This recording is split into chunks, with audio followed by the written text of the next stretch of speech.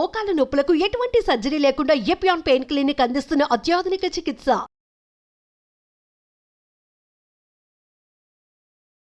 నమస్తే, welcome to Suman TV. అధిక బరువు. ఈ అధిక బరువును తగ్గించుకోవటానికి రకరకాల డైట్స్ను ఫాలో అవుతున్నారు, అలాగే సర్జరీలకు కూడా వెళ్తున్నారు. ఈ అధిక బరువు మూలంగా శరీరంలో అనేక రకాల అనారోగ్య సమస్యలకు కారణం కూడా ఈ అధిక బరువే అవుతుంది. సో ఈ వెయిట్ నుంచి బయటపడాలి, వెయిట్ లాస్ అవ్వాలి అని అంటే అసలు ఏం చెయ్యాలి, ఎలాంటి టిప్స్ ఉన్నాయి, ఆయుర్వేదంలో దీనికి ఎటువంటి ట్రీట్మెంట్ అందుబాటులో ఉంది, ఈ విషయాన్ని తెలియజేసేందుకు మనతో పాటు ఉన్నారు డాక్టర్ బాలకిషన్ గారు. నమస్తే సార్. నమస్కారం సార్. సో వెయిట్ గెయిన్ అవ్వడం అనేది చాలా రకాల రోగాలకు మూల కారణంగా చెప్తూ ఉంటారు డాక్టర్స్ అందరూ. సో ఈ బరువు పెరిగిపోతున్నాం అనే దీంట్లో చాలామంది రకరకాల డైట్లు ఈ మధ్యకాలంలో సో మెనీ డైట్స్ అనేవి వచ్చేసాయి. వన్ బై వన్ స్టార్ట్ చేసేస్తూ ఉన్నారు. సో దాంతో కూడా ఎలాంటి రిజల్ట్స్ రాకపోతే చాలా రకాల క్లినిక్స్ని అప్రోచ్ అయ్యి సర్జరీస్ కూడా వెళ్తూ ఉన్నారు. సర్జరీ చేయించుకున్న తర్వాత కూడా మళ్ళీ వెయిట్ గెయిన్ అయిపోయిన వాళ్ళు చాలామంది ఉన్నారు. నిజానికి బరువుని అదుపులో పెట్టుకోవాలంటే ఏంటి మార్గం? ఎందుకు అసలు వెయిట్ గెయిన్ అవ్వటానికి రీజన్స్ తెలుసుకుందాం. రీజన్ తెలుసుకుందాం, అప్పుడు మనం ప్రికాషన్స్ తెలుసుకోవచ్చు. రీజన్స్ అని చూసినట్లయితే అసలే ఆహారం తీసుకోకపోవడం కారణం, ఆహారం మాటికి తినడం, రెండు కారణాలే. పూర్తిగా తీసుకోకపోయినా వెయిట్ గెయిన్ అవుతారు. అసలే మరీ ఎక్కువగా ఎక్కువ తినడం అంటే ఎప్పుడు చూసినా నోరు నములుతూనే కనబడుతుంటారు జనాలు. 9-8 గంటలకు బ్రేక్ఫాస్ట్ చేస్తారు. మళ్ళీ ప్రతి మీల్కి మధ్యలో 3 to 4 hours టైం ఉండాలి, యాక్చువల్ గ్యాప్ అనమాట. అది హెల్దీ గ్యాప్. అలా కాకుండా 8 గంటలకు సపోజ్ 8 o'clock బ్రేక్ఫాస్ట్ చేస్తే 9 o'clock ఏదో తింటారు, టీ తాగుతారు, కాఫీ తాగుతారు, మళ్ళీ 10 o'clock మళ్ళీ ఏదో తింటారు. అలా ఎప్పుడు ఏదో ఒకటి తింటూనే ఉంటారు, అరగంట గంటకి ఏది కనిపిస్తే తినేస్తుంటారు అనమాట. సో దానివల్ల కూడా బరువు పెరిగిపోతారు. పూర్తిగా ఆహారం మానేయడం, బరువు తగ్గాలి అనే యాంగ్జైటీతో బరువు పెరుగుతారు. యాక్చువల్గా నేను బరువు పెరిగిపోయాను, బరువు తగ్గాలని ఒక రకమైన ఆలోచన, దానివల్ల బరువు పెరుగుతారు ఆ స్ట్రెస్తో. ఇంకొకటి దానివల్ల ఏంటి, ఆహారం పూర్తిగా మానేస్తారు, మొత్తం మానేస్తారు. సో అతి సర్వత్ర వర్జేయత్ అన్నట్టు ఏది అతి చేయకూడదు. ఎక్కువ ఆహారం తీసుకున్నా బరువు పెరుగుతారు, తీసుకోకపోతే ఎలా పెరుగుతారు మీరు అడగచ్చు. ఇక్కడ ఎందుకు పెరుగుతారు? బలవంతంగా వారం రోజులు, 10 రోజులు, నెల రోజులు మానేస్తాం. అప్పుడు లాభం జరగకపోగా నష్టం జరుగుతుంది. రకరకాల అనారోగ్య సమస్యలు తలెత్తుతాయి అప్పటి నుండి. అది కాక ఎప్పుడైతే మళ్ళీ రీగెయిన్ శరీరం కోరికుంటుంది, బలవంతంగా అదుపులో పెడతాం. ఎప్పుడైతే స్టార్ట్ చేస్తామో రీస్టార్ట్ ద ఫుడ్, ఏదో ఒకటి తీసుకుంటుంటాం కొంచెం. ఆ తీసుకున్నప్పుడు ఏముందంటే ఇమ్మీడియట్లీ అబ్జర్వ్ చేసుకుంటుంది, చెదారం అంతా కూడా శరీరం అబ్జర్వ్ చేసేసుకుంటుంది. సో దానివల్ల ఇమ్మీడియట్గా బరువు పెరిగిపోతాం. ఎంతైతే బరువు తగ్గడానికి 10 రోజులు పట్టిందో బరువు పెరగడానికి 2 రోజులు పడుతుంది. మనం బలవంతంగా ఆహారం తీసుకోకుంటే ఆపడం వల్ల జరిగే నష్టం అన్నమాట అది. అంతకుముందు 80 కిలోలు ఉన్న వాళ్ళు ఎప్పుడైతే ఆహారం మళ్ళీ మొదలు పెడతామో అప్పుడు 90 కిలోలు 100 కిలోలకు వెళ్ళిపోతారు వెంటనే, with in the week days. అంటే పూర్తి ఆహారం మానేయకూడదు, అలానే ఆహారం ఎక్కువ తినకూడదు, లిమిటెడ్గా సరిపోయే స్టేజ్లో సరైన సమయాల్లో తినాలి. తర్వాత నిద్ర, కరెక్ట్గా నిద్రపోవాలి. ఇవి నిద్ర, ఆహారం ప్రతి జబ్బుకి కారణం అన్నమాట. జెనెటికల్గా కూడా చాలా మందికి ఇది నాకు వంశపారపర్యంగా మాకు ఇలానే ఉంటుంది అనే వాళ్ళు కూడా ఉన్నారు. సో శరీరతత్వం వల్ల ఉన్నారు. అలాంటి వాళ్ళు ఏంటంటే ఫిట్ ఫర్ హెల్త్ అని కొంతవరకు అదుపులో పెట్టుకోవచ్చు. ఇంకా తగ్గకుండా ఇంకా పెరగకుండా కొంత చిన్న ఏజ్లో ఒక 10 ఏళ్ళు 15 నెలలు దాటగానే తెలుస్తుంది, ఊబకాయం పెరిగిపోతున్నట్టు కనిపిస్తుంది. అప్పటి నుండి ఏంటంటే స్టార్ట్ ద 10 years నుంచి కొంచెం ఎక్స్పర్ట్ డాక్టర్స్ని సంప్రదిస్తే we can give some suggestions. Physical exercise చెప్తుంటాం అనమాట. ఫిజికల్ ఎక్సర్సైజెస్ ఎవ్రీడే చేస్తూ సరైన ఫుడ్ తీసుకుంటూ ఉంటే సక్రమంగా అలాగే ఉంటారు, పెరిగే అవకాశం లేదు. అలా చేసుకోవచ్చు. ఎప్పుడైతే ఈ బరువు అంతా పెరిగిపోయిన వాళ్ళు ఉన్నారు, ఎక్కువ ఊబకాయం ఉన్నవాళ్ళు, స్థూలకాయం ఉన్నవాళ్ళు, బరువు పెరిగిపోయిన వాళ్ళు, వీళ్ళంతా ఏం చేయాలి? వాకింగ్ చేయాలి. అందరూ వాకింగ్ చేస్తున్నారు, 10 కిలోమీటర్లు 5 కిలోమీటర్లు తిరిగి వస్తున్నారు. అది కాదు, వాకింగ్ అంటే జస్ట్ ½ an hour చాలు ఓన్లీ.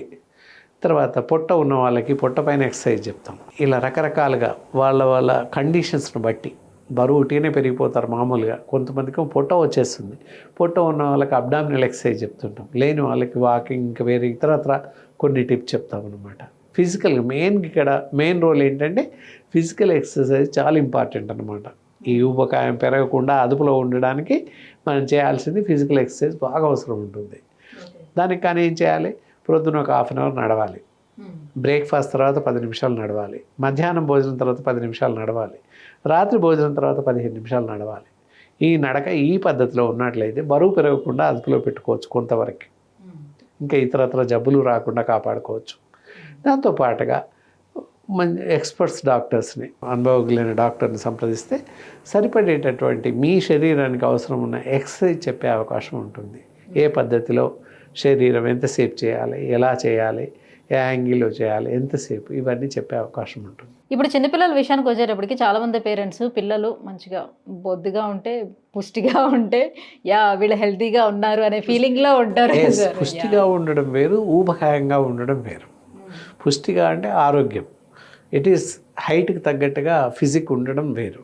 అంతకు మించి ఫిజిక్ ఉంటే స్కేల్ ఉంటుంది, ఇంత ఏజ్లో ఇంత వెయిట్ ఉండాలి, ఇంత హైట్ ఉండాలి, హైట్ కూడా ఇంత హైట్కి ఇంత వెయిట్ ఉండాలి అని ఉంటుంది ఫ్రమ్ ద బిగినింగ్, చైల్డ్హుడ్ నుండి అడల్ట్ స్టేజ్ వరకు కూడా ఈ హైట్ ఉంటే ఇంత వెయిట్. పేరెంట్స్ కంప్లైంట్ చేస్తారు, మేబీ మీ దగ్గర కూడా వచ్చి ఉండొచ్చు, మా అబ్బాయికి చాలా చాలా తినిపిస్తామండి బట్ చాలా లీన్ గా ఉంటాడు, ఎందుకు అని. అది కూడా డిఫరెంట్ అనమాట. అక్కడ ఏంటంటే ఇందాక మీరు చెప్పారు త్రూ ద జెనెటిక్స్ రీజన్స్. తర్వాత తిన్న ఆహారం వంట పట్టదు, తింటున్నాక వంట పట్టదు. ఎందుకంటే సమ్ రీజన్స్ ఇద్దరు హ్యూమన్ బాడీ సిండ్రోమ్ సిస్టమ్ దెబ్బతింటుంది. అక్కడ దెబ్బతినడం వల్ల ఒంటికి పట్టదు. కొన్ని రకాల సెల్స్ అగెనిస్ట్గా పనిచేస్తాయి శరీరానికి, అందువల్ల తిన్న ఆహారం జీర్ణం అవ్వదు. సో దానివల్ల సిస్టమ్ ఆఫ్ బాడీ చేంజ్ చేసుకోవాల్సిన అవసరం ఉంటుంది. అదంతా కూడా నోటికి బయటపడదు. ఇది జరుగుతుంది అని డాక్టర్స్కి తెలుసు. వచ్చేప్పుడు ఏం చెప్తారు, బాగా తింటున్నాడు కానీ మావాడు పీలగా ఉన్నాడని చెప్తుంటారు. అలాంటి వాళ్ళకి సరైన డ్రగ్స్ ఇచ్చి సరైన food.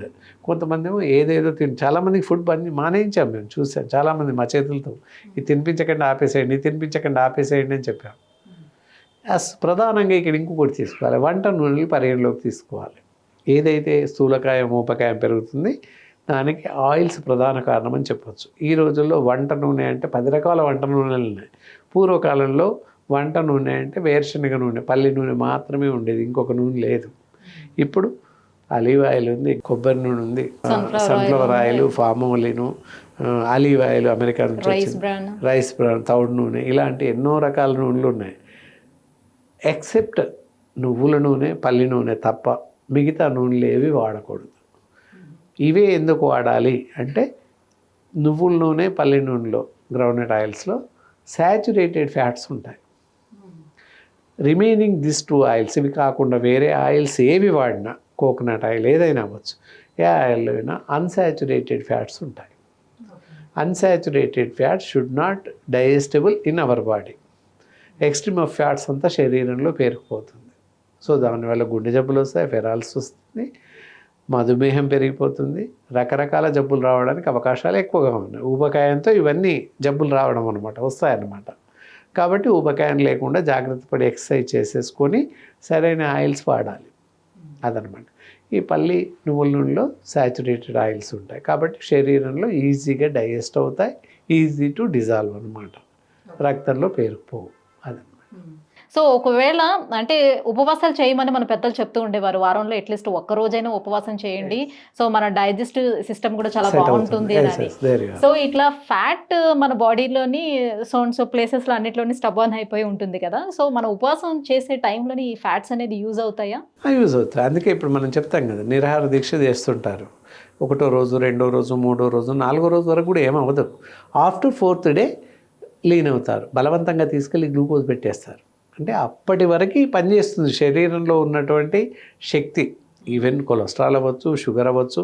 Energy means sugar. Actually మనం ఏ పదార్థం తీసుకున్నా ఇట్ ఈస్ కన్వర్టెడ్ యాజ్ గ్లూకోజ్గా మారి శరీరానికి శక్తిని ఇస్తుంది.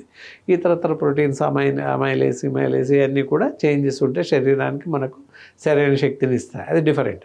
ఎప్పుడైతే మనకంటే ఇన్ని రోజులు పనిచేసే అంత శక్తి శరీరంలో ఉంటుంది, అట్లీస్ట్ 3 days వారి శరీరక తత్వాన్ని బట్టి కొంత టైం అనేది హెచ్చు తగ్గులు ఉండొచ్చు, కానీ ఉంటుంది. అట్లా ఆ విధంగా పనిచేస్తుంది. రైట్. సో ఈ వెయిట్ లాస్ కోసం సార్ ఇంటి చిట్కాలు ఏమైనా మాకు తెలియజేస్తారా? ఎస్, ఇంటి చిట్కాలు అనుకున్నట్లయితే ఒకటి బాగా గుర్తుపెట్టుకోవాలి. ఆల్రెడీ బరువు ఉన్న వాళ్ళు, ఊపకాయంతో బాధపడుతున్న వాళ్ళు, ఓవర్ వెయిట్ ఉన్న వాళ్ళు ఏంటంటే మధ్యాహ్నం మాత్రమే భోజనం చేయండి. అలాగే తృణధాన్యాలు అలాంటివి తినండి. నాన్ వెజిటేరియన్స్ అయితే తప్పనిసరిగా రెడ్ మీట్, మటన్, ఎండు చేపలు, రొయ్యలు ఇలాంటివి మానేసేయండి. ఫ్రాన్స్. సో ఆల్కహాల్ తప్పకుండా మానేయాల్సిన అవసరం ఉంటుంది. కూల్ డ్రింక్స్ అస్సలు తాగకూడదు. Cool drinks is very dangerous to develop of the fats, బాగా పాయిజనస్. ఉదయం బ్రేక్ఫాస్ట్, నైట్ డిన్నర్ రెండు స్కిప్ చేసి ఓన్లీ మధ్యాహ్నం లంచ్ మాత్రమే తీసుకోమంటారా? బ్రేక్ఫాస్ట్ చేయాలి తప్పకుండా, చేయకుంటే కుదరదు, చేయాలి. ఏదో ఒకటి, ఇంత రైస్ తిన్నా సరిపోతుంది ప్రొద్దున కూడా. మధ్యాహ్నం మామూలుగా తీసేసుకోండి అన్ని కూరగాయలతో. నైట్ డిన్నర్లో ఏంటంటే రోటీ, జొన్న రోటీ కానీ, రాగి కానీ, లేదా సజ్జ కానీ ఇలాంటివి మార్చుతూ తీసుకోవచ్చు. గోధుమ కూడా తీసుకోవచ్చు. ఈ విధంగా అలా తీసుకున్నట్లయితే కొంతవరకు బరువుని అదుపులో పెట్టుకోవచ్చు. మనం తీసుకునే ఆహారంలో కొంత తగ్గించుకొని బరువును తగ్గించుకోవచ్చు. అంతేకాని పూర్తి భోజనాన్ని మానేస్తే అనారోగ్యం తప్ప ఎలాంటి లాభం చేకూరదు. ఇంకా వెయిట్ కూడా పెరుగుతారు, అది గుర్తుపెట్టుకోవాలి. ఇంకొకటి, ఇక్కడ మనకి మెడిసిన్స్ వచ్చినట్లయితే వేటెక్స్ క్యాప్సిల్స్ ఉంటాయి, వేటెక్స్ మెడిసిన్ ఉంది. లేదా మామూలుగా పచారుకుట్లకు ఆయుర్వేద మూలికల షాప్కి వెళ్తే తెల్లతగడ చూర్ణం అని దొరుకుతూ ఉంటుంది. ఆ చూర్ణం డైరెక్ట్ తెచ్చుకొని 1 స్పూన్ తీసుకొని బాగా మరిగించి ఎక్స్ట్రాక్ట్ కషాయంలాగా చేసుకొని ఉదయం సాయంత్రం బిఫోర్ మీల్స్ తాగుతున్నట్లయితే కూడా బరువు తగ్గే అవకాశం ఉంది. సో ఈ టిప్ కానీ ఈ మెడిసిన్ కానీ చాలా మందికి ఉపయోగపడేది. తర్వాత ఆహారంలో విషయానికి వచ్చేస్తే బయట తీసుకునే ఆహారం ఏదైతుందో ఏది తినకూడదు. Packaged food, packaged water and as well as deep fries. ఇంట్లో అయితే డీప్ ఫ్రైస్. బయట నుంచి ఇప్పుడు వెజిటేరియన్స్ అయినట్లయితే పన్నీర్ ఈ రోజుల్లో విరివిగా తింటున్నాం. పన్నీర్ అసలు తినకూడదు. అలాగే కూల్ డ్రింక్స్ తాగకూడదు. బేకరీ ఐటమ్స్, ఫాస్ట్ ఫుడ్ సెంటర్లో దొరికే ఆహారం ఇవన్నీ పూర్తిగా మానేయాలి. అలా చేస్తే మన బరువుని అదుపులో ఉంచుకోవచ్చు. Thank you so much sir. ఇది చాలా మందికి ఉపయోగపడేటువంటి సబ్జెక్ట్గా తీసుకోవాలి. ఎందుకంటే చాలామంది ఇటీవల కాలంలోని ఈ వెయిట్ గెయిన్ సమస్యతోటి, అధిక బరువుతోటి చాలామంది బాధపడుతున్నారు. సో మీరు చెప్పేటువంటి ఈ టిప్స్ కానివ్వండి, చికిత్సా విధానాలు కానీ ఎంతోమందికి అవసరమైనవి. ఇవన్నీ కూడా తెలియజేసినందుకు థ్యాంక్ యూ సో మచ్. నమస్కారం.